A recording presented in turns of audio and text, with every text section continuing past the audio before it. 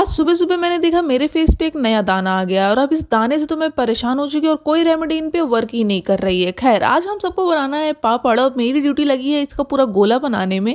Mummy और शगुन बनाएँगे बढ़िया से पापड़ क्योंकि ये इसमें एक्सपर्ट हो चुके हैं और साथ ही हमने आज मिलके पूरे ख़ानदान की जो चुगली की है ना, क्या ही बताया जाए। अब सब लोग अगर साथ होते हैं तो ये होना तो एकदम कंपल्सरी होता है। इतना सब कुछ करने के बाद शगुन थक गई है तो बेचारी आ गई है एक रील ब्रेक के लिए क्योंकि ज़्यादा देर ये चुगली नहीं कर पाई बेचारी।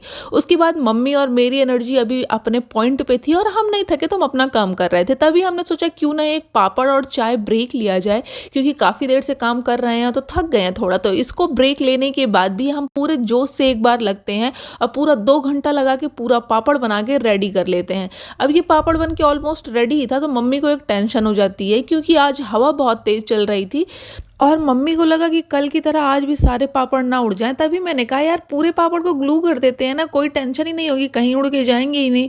और ये सुनते ही पता नहीं क्यों मम्मी ने मुझे ज़ोर से डांटा और कहा चुपचाप से नीचे चली जाओ नहीं तुमको यहाँ से डायरेक्ट फेंक देंगे। खैर मेरे साथ तो ऐसी पार्शियलिटी होती ही रहती है, आप इधर ध्यान दो।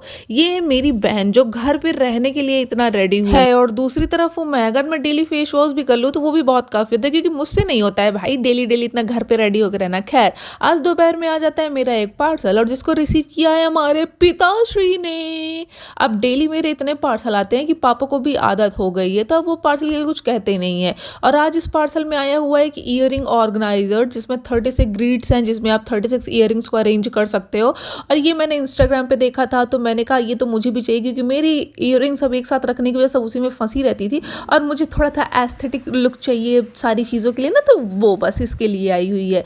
अब बस होपफुली मैं ईयरिंग्स पहनना शुरू कर दूं क्योंकि हमेशा मैं भूल जाती हूँ और फिर लास्ट में ये कहती हूँ अरे मेरी ईयरिंग्स मिली ही नहीं, अब तो मिल जाएगी ना।